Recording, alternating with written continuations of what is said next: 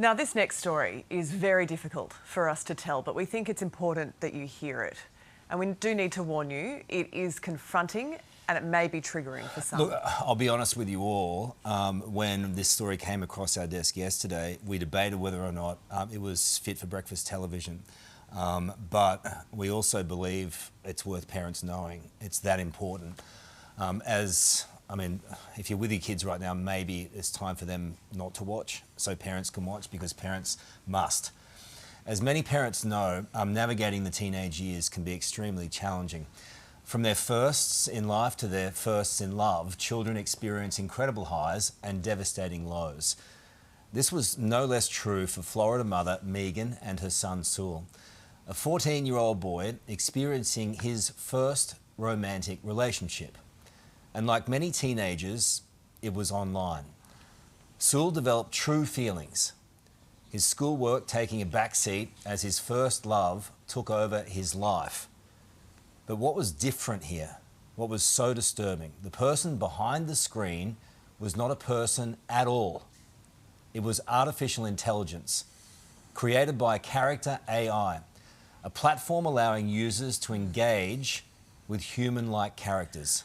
Sul knew it was AI, but referred to her as Danny. Evidence showing the chatbot posing as a licensed therapist and engaging in highly sexualised conversations with the 14-year-old who never lied about his age. Now, during this time, Sul's mental health suffered. He turned to Danny for support, and this is where it took a dark turn. Danny began actively encouraging him to end his life to be with her, until Sul, sadly, tragically, took his own life. His mother now taking legal action against Character AI, its founders and Google, accusing them of knowingly marketing a predatory product to children. There it is. To discuss this confronting case is Camille Carton, the Policy Director of the Centre for Humane Technology. Thank you for being with us today. As I mentioned at the start, this is such an horrific story, but all I could think about yesterday was, I feel like this is happening to our kids now online, everywhere around the world, and it could be happening to any one of our kids. Yeah, absolutely. Thank you both for having me and for taking the time and having the courage to, I think, tell this story and share it with parents. I think, like you said, it is so important that we get this out there and that parents understand the level of risk that is in the digital space right now that just keeps changing. This is likely one of the first cases that we will see around this. It's at the intersection of kids' online safety, which has been a very big topic for many years now, but it includes artificial intelligence and it includes synthetic relationships. And so it's very novel in the sense of the story that it's telling. But thankfully, I think for us, while the content is new, it's really grounded in a lot of prior cases that have been happening in the US around product safety and product liability as a method for holding tech companies accountable. This poor mother, and now to have to go through this process as well.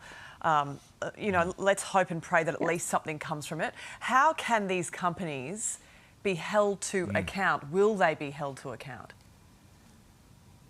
Yes, absolutely. I think that these companies need to be held to account. The first thing that is really important for us to understand is that this didn't happen by chance.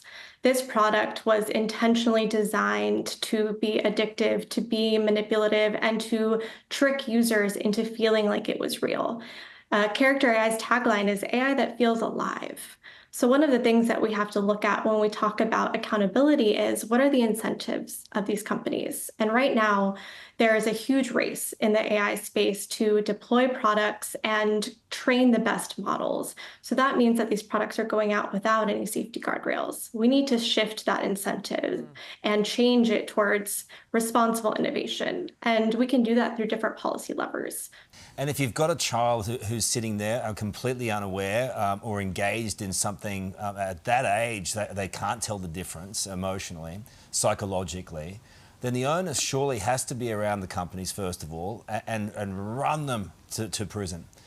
But also from a policy point of view, we need to surround this with as much legality as possible, don't you think? And can that be done? And at the end of the day, what can you tell parents out there watching this morning to watch out for?